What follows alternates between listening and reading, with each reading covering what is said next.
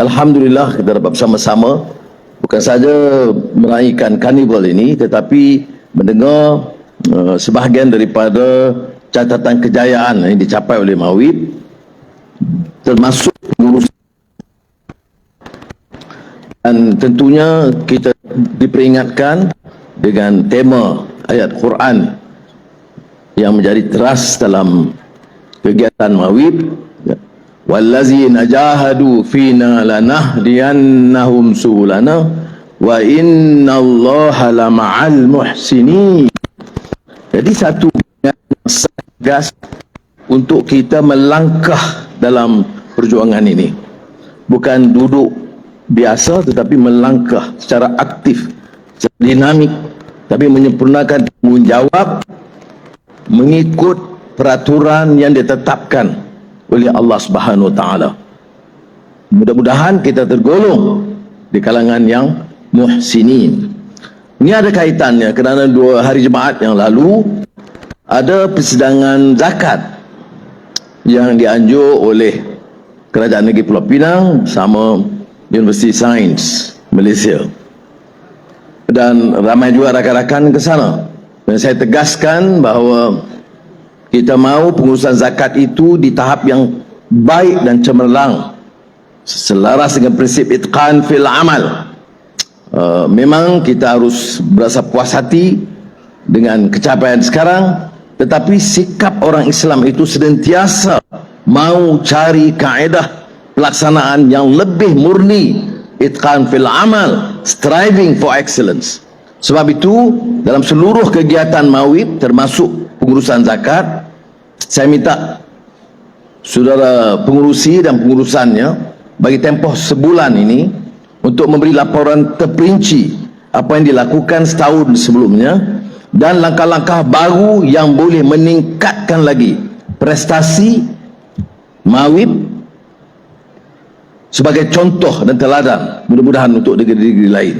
Jadi saudara kebuzahan dan rakan punya 1 bulan dari tarikh ini untuk mengunggahkan laporan yang lengkap dan juga hala tuju baru, kaedah-kaedah baru, memperbaiki apa-apa juga kelemahan. Zakat ini seperti yang saya tegaskan sebelumnya di Pulau Pinang, institusi yang sangat unggul, teras dalam pembangunan umat. Ya, kita tahu dalam pengalaman kita dalam sejarah Khulafa Rasyidin, Abu Bakar Siddiq radhiyallahu an pernah mengisytiharkan perang terhadap kelompok yang enggan membayar zakat walaupun mereka mengaku mereka muslim. Ya. Marhum Syekh Yusuf Al-Qaradawi menjelaskan, ya, bahawa harb, perang al-fakhr untuk membela orang miskin ini ulujulung kali berlaku hanya dalam sejarah Islam. Sebelum itu maharaja-maharaja istiar perang nak takluk kawasan, nak minang putri mayang mengurai, nak bolot kekayaan emas, perak dan sebagainya, ataupun untuk image supaya jadi maharaja yang lebih besar. Tapi pertama kali dalam sejarah manusia di bawah pimpinan Sayyidina Abu Bakar Siddiq radhiyallahu an, perang diisytiharkan semata-mata untuk mempertahankan institusi zakat dan membela golongan miskin. Ini istimewanya. Nah, kalau begitulah pengalaman kita dalam Islam ini, tanggungjawab kita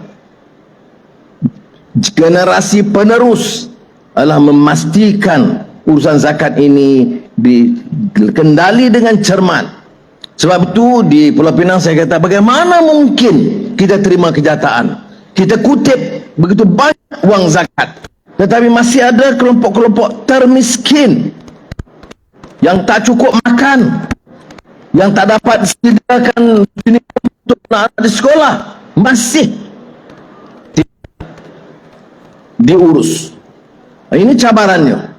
Saya terima kasih kepada Mawib dan Bandaraya, Datuk Bandar ada, ya, kerana membantu dalam proses pelaksanaan yang sangat berkesan bersama agensi-agensi kerajaan yang lain.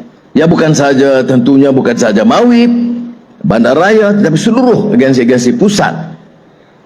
Pusat Penyelarasan ICU, Kementerian Ekonomi, Kementerian Keuangan, Kementerian Kebajikan, Keluarga, ini semua bertanggungjawab dan selaras. Sebab itu di antara tugas MAWIP ialah memastikan ada penyelarasan dengan agensi-agensi lain. Kalau tidak, satu keluarga dapat 4 kali, satu keluarga tak dapat langsung.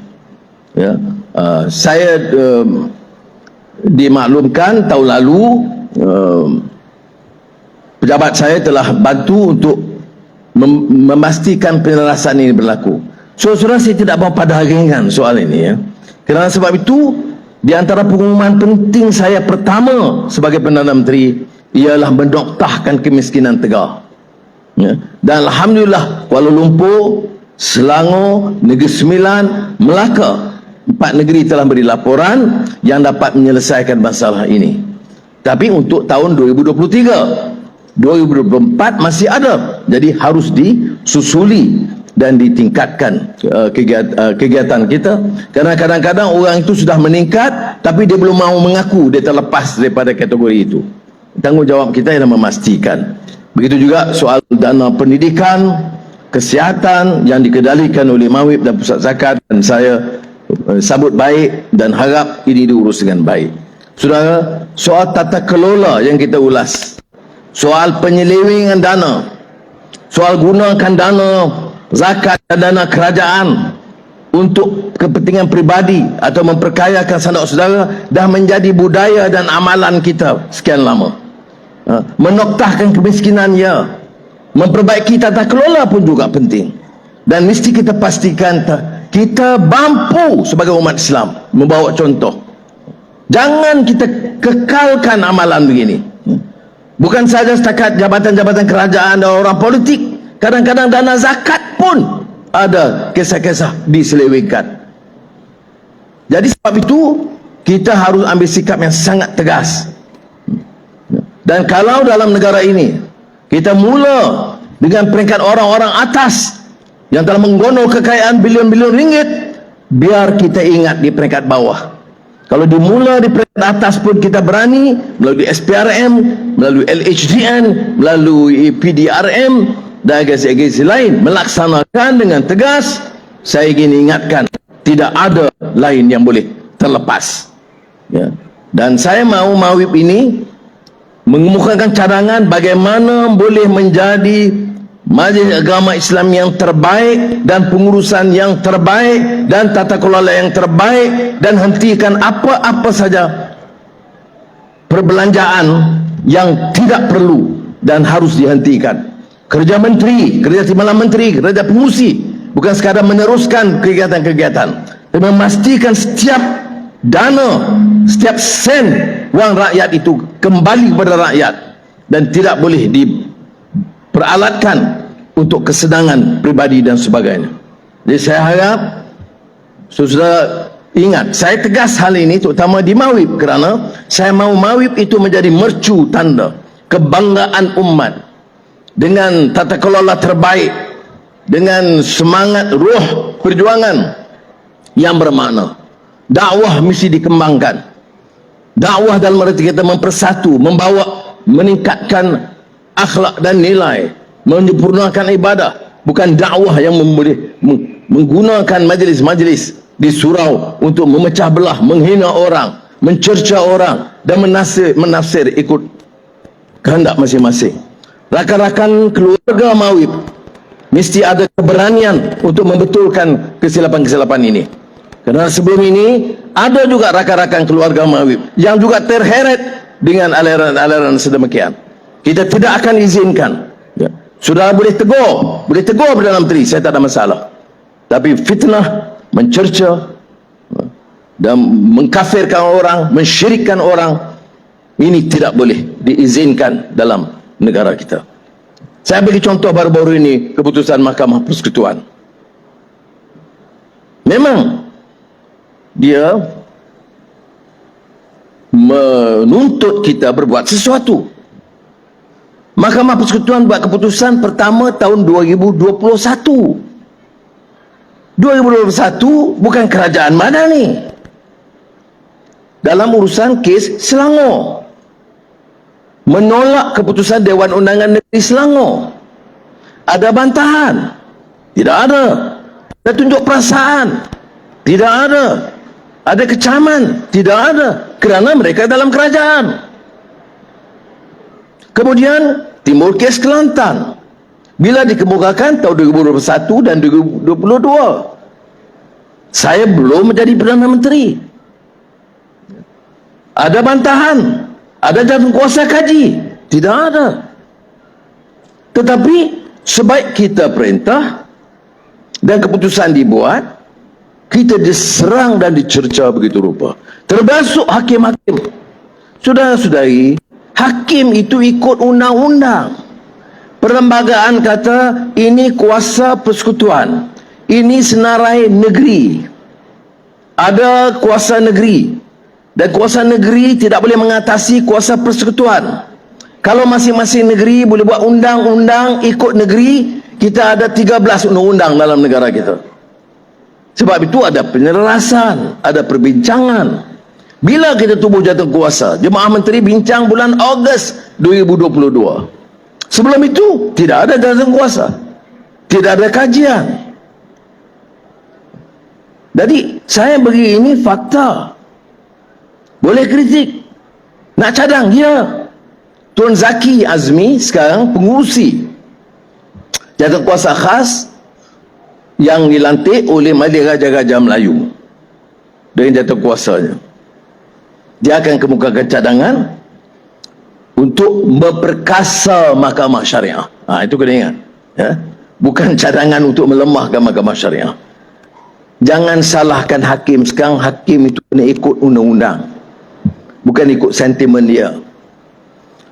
Dia dah bagi tahu kita ini bukan kuasa mahkamah syariah negeri. Jadi kita kata okey, kalau kita kaji bagaimana nak memperkasa mahkamah syariah. Itu tugas, tanpa menyinggung kedudukan bukan Islam dalam negara kita. Jadi ini dipersetujui. Baik, selepas jawatan kuasa ni bagi pandangan kepada juga MKI, Majlis Kemajuan Islam, dipersembah kepada raja-raja. Tapi sebelum itu dia boleh bincang. Saya dah minta dalam majlis itu yang dipengerusikan oleh Tuanku Bahduli Yang Mulia Sultan Selangor, saya nak jawatan kuasa ini bincang dengan setiap negeri. Saya nak jawatan kuasa bincang dengan ulama-ulama dan para mufti. Saya mahu jawatan kuasa ini dengar pandangan para akademik dan siapa yang nak kebukakan. Tak menghalang. Biar dia dengar semua, dia putuskan, dia kebukakan pandangan, dan kita teliti dari segi perlembagaannya, Jabatan Peguam Negara, dan kemudian balik raja-raja, bawa balik ke Jemaah Menteri, kerana Jemaah Menteri yang mesti putuskan, kerana Jemaah Menteri yang kena bawa ke Parlimen, dan ahli Parlimen kena bersetuju. Kalau pindah perlembagaan, 2/3 daripada ahli Parlimen. Itu proses dia. Ada dibuat dulu, tak buat. Sudah boleh semak. Adakah jawatan kuasa dibuat dulu untuk kaji? Tidak ada. Jadi sebab apa digunakan ini untuk memecah belahkan kita? Kita nak cari penyelesaian. Semasa dulu saya jadi menteri, anggota Badan Perundingan Islam, Badan Perunding Islam masa itu, termasuk Tan Sri Profesor Dr. Ahmad Ibrahim, ya, sepakar undang-undang dan juga undang-undang Islam. Jadi dia memberitahu saya, pada masa itu Mahkamah Sivil banyak membatalkan keputusan Mahkamah Syariah. Ini tahun 80-an, awal 90-an. Jadi saya kata, apa kita nak buat? Dia kata kita kena pindah perlembagaan. Jadi dia bincang dalam jawatan kuasa, bawa kepada saya, dan kita setuju untuk bawa pindahan perkara 121(1)A dalam kurungan, iaitu memperkasa Mahkamah Syariah. Dan keputusan Mahkamah Syariah hukum undang tidak boleh dibatalkan oleh Mahkamah Sivil. Kita buat dulu. Itu cara dia. Baik, sekarang tak cukup. Kita nak tambah lagi bidang kuasa, termasuk dalam urusan jenayah oleh Mahkamah Syariah. Baik, tubuh jalan kuasa, kaji aspek perlembagaan. Ini negara ini negara hukum, ikut undang-undang, bukan ikut ceramah politik. Ya. Jadi ini yang dilakukan dan mudah-mudahan saudara faham. Saya di beberapa tempat saya terangkan, kerana saya tengok perkara ini dah jadi, ini kena jihad. Ini sudah satu pelanggaran menghakis mahkamah syariah di negara kita. Orang boleh minum arak dan zina sesuka hati. Mana pula ni? Ya. Dan orang dengar kerana tak tahu hukum. Dan apalagi kalau ustaz bercakap. Ustaz pakai pun tak pakai baju macam ni, dia pakai jubah. Jadi orang terus terkeliru. Jadi saya nak bagi tahu, ya, tak boleh perkara ini diteruskan kerana bacalah dulu, kerana ada yang belum baca. Ada yang belum baca apa keputusan hakim. Dan saya simpati, ketua hakim kata tak ada langsung menyinggung kedudukan mahkamah syariah. Kita tidak bahas soal syariah. Kita bahas lagi bidang kuasa negeri dengan persekutuan. Boleh tak pindah dalam undang-undang yang sedia ada? Tak boleh, kata dia. Kalau nak pindah, kalau parlimen pindah, hakim ikut lah. Hakim tak boleh undang-undang. Undang-undang itu dibuat oleh parlimen. Kadang-kadang saya tak faham, kerana yang bercakap tu kadang-kadang belajar undang-undang. Tapi jelas dia nak buat itu hanya kemarahan dari politik, tetapi silap besar. Apatah lagi Raja Melayu seperti yang diucapkan oleh Kebaduli Mulia Tuanku Sultan Selangor baru-baru ini, dia tidak setuju perkara ini dipolitikkan dan kita dah ada cara untuk melaksanakan. Ini kaitan dengan pelaksanaan syariah. Tapi balik pada soal zakat, ingat, soal zakat ini institusi yang mesti hidup. Saya beri contoh pengalaman Omar Abdul Aziz yang disebut Omar Thani, orang yang zuhud, tetapi hebat dia dari segi pemerintahan ialah tata kelola yang baik. Sebab itu dia perintah 2 tahun 3 bulan. Dalam tempoh itu zakat diurus baik, wang negara tidak diambil untuk dia. Ya, hari pertama dia jadi khalifah, memandang Perdana Menteri dia, Datuk Bendahara dia, tunjuk gedung, emas, perak, gandum, berlian yang disimpan, dan tanya apa yang diperlukan oleh khalifah, boleh digunakan. Khalifah jawab, ini bukan harta saya, ini harta negara. Saya hanya pikul amanah. Saya ambil hak saya saja, allowance saya, yang lain saya tidak boleh sentuh. Jadi itulah kali pertama dalam tradisi Islam dilakukan apa yang disebut inventory. Apa yang ada, ya, di tiap jabatan, apa yang disimpan. Saya nak Majlis Agama Islam Wilayah Persekutuan, dalam tempoh sebulan saya nak tahu inventory, buku berapa yang ada yang belum diedarkan, ya, di pejabat apa yang ada. Semua itu yang disebut inventory, mengikut tradisi Islam yang betul. Dan barang-barang itu bila diurus zakat dengan begitu baik. Bila berapa lama dia jadi khalifah? 2 tahun 3 bulan. Dalam 2 tahun selesai masalah kemiskinan tegar. Dari Jazirah Arab, Syria, Iraq, Mesir sampai Azerbaijan. Itu pemerintahan Islam. Selesai masalah kemiskinan tegar. Sebab urusannya itu baik. Tidak disalahgunakan oleh khalifah dan menteri-menterinya dan pengurus-pengurusnya, dan dibantu rakyat keseluruhannya. Dan harta yang banyak, berlian dan emas itu bukan diambil bawa balik rumah simpan, tapi sebahagiannya itu dijual dan wang itu digunakan untuk tadbir negara. Saudara-saudari, saya mau mawib memulakan tugas ini.